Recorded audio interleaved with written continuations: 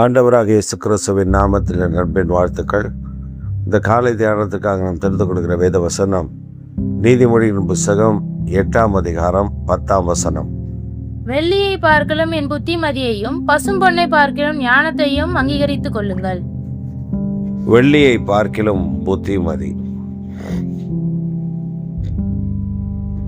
ஆண்டவர் வெள்ளியை பார்க்கிலும் புத்திமதியையும் ஞானத்தையும் பெற்றுக்கொள்ளுங்கள்.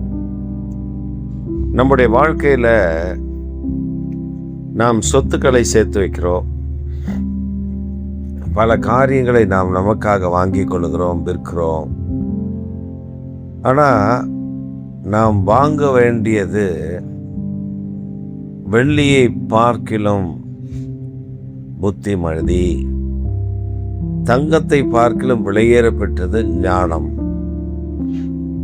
இப்ப நமக்கு புத்திமதியும் ஞானமும் இருந்தால் நாம் மற்றவர்களுக்கு முன்பாக விலையேற பெற்றவர்களாய் இருப்போம். நமக்கு புத்திமதியும் ஞானமும் இருந்தால் மற்றவர்களுக்கு முன்பாக நாம் மேன்மை உள்ளவராய் காணப்படுவோம். அப்ப தேவனை தேடுகிற உணர்வுள்ளவன் உண்டோ என்று பார்க்க கர்த்தர் பூமி எங்கும் உலாவி வந்தார். அந்த உணர்வுள்ளவனை கண்டடையும் போதுதான் ஒரு பெரிய சந்தோஷம் அங்கே உண்டாகிறது.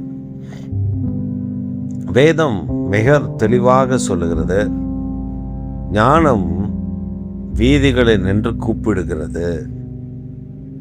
அப்ப தேவ ஞானம் நம்மை அழைக்கும் பொழுது அந்த ஞானத்திற்கு இடம் கொடுக்க வேண்டும். எத்தனையோ தீமையான காரியங்கள் இருக்கும்.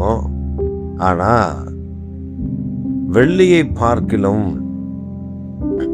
வெள்ளி எப்படி பல பலன் இருக்குமோ அதை பார்க்கிலும், அந்த வெள்ளியினுடைய தன்மையை பார்க்கிலும், வெள்ளியினுடைய மேன்மையை பார்க்கிலும் நமக்கு ஆண்டவர் தரக்கூடிய புத்திமதி.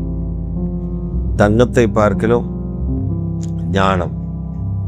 இப்ப நமக்கு புத்திமதியும் ஞானமும் இருந்தா உயர்ந்த ரகமான ஆசீர்வாதம் இருப்பதை விட வேற ஆசீர்வாதங்களை பெற்றவர்களை போல காணப்படும். இதான் கர்த்தர். நம்முடைய ஆண்டவர் அவ்வளவு மேன்மையான கர்த்தர் என்பதை மறந்துவிடக்கூடாது. நம்மை உயர்த்துகிறவர் என்பதை மறந்துவிடக்கூடாது.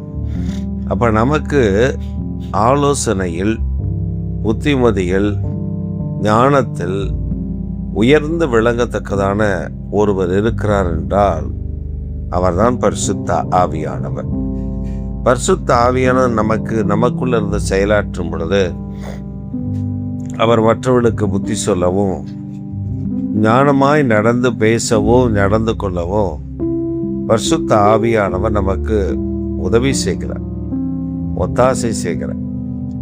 அந்த ஒத்தாசையை நாம் பெற்றுக்கொள்ள வேண்டும். அப்ப நாம ஆவியானவரை நாடி, ஆவியானவரை தேடி தேவ சமூகத்தை நாம் ஜெபிக்கும் பொழுது ஆவியானவருக்கு உணர்வை கொடுத்து அந்த காரியத்துல புத்திமதியையும் ஞானத்தையும் நாம் பெற்றுக்கொள்ளும் பொழுது நாம் அநேகருக்கு ஆசீர்வாதமாய் இருப்போம். கர்த்தருடைய பிள்ளைகளுக்கு ஆசீர்வாதமாக இருப்போம், குடும்பத்துக்கு ஆசீர்வாதமாக இருப்போம், பிள்ளைகளுக்கு ஆசீர்வாதமாக இருப்போம்.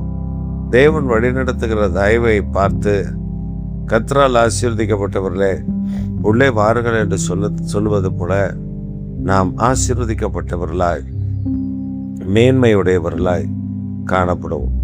குறைவுகள் எல்லாம் கிறிஸ்து இயேசுக்குள்ள நிறைவாக்கப்படும். பரிசுத்த ஆவியானவர் ஞானத்தையும் தேவனை அறிகிற அறிவையும் நமக்கு கற்றுக் கொடுக்கும் பொழுது நாம் அதில் வளர்வதற்கு ஏதுவான நம்பிக்கை, ஏதுவான ஆசீர்வாத மயக்கம், ஏதுவான ஆசீர்வாத நன்மைகள் நமக்குள் காணப்படும். அது ஒரு நாளும் மாறி போகாது. ஒவ்வொரு நாளும் அது வளர்ந்து கொண்டே இருக்கும். ஞானமும் புத்திமதியும் அறிவும்.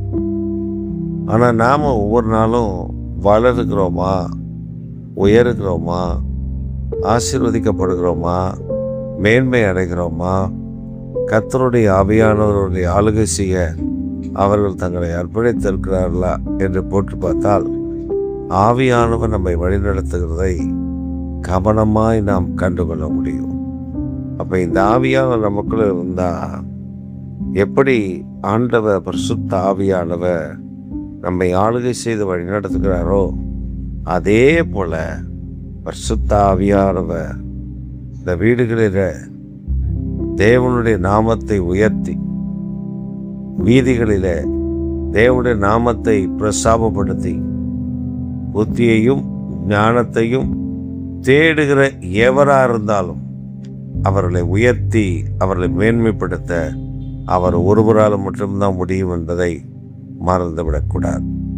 தொடர்ந்து அந்த புத்திமதியையும் ஞானத்தையும் தள்ளிவிடாதபடி நாம் பெற்றுக்கொள்ளுவோம். கர்த்தர் பெரிய காரியங்களை நமக்கு செய்து நம்மை ஆசீர்வதிப்பாராக. ஆமென், ஆமென்.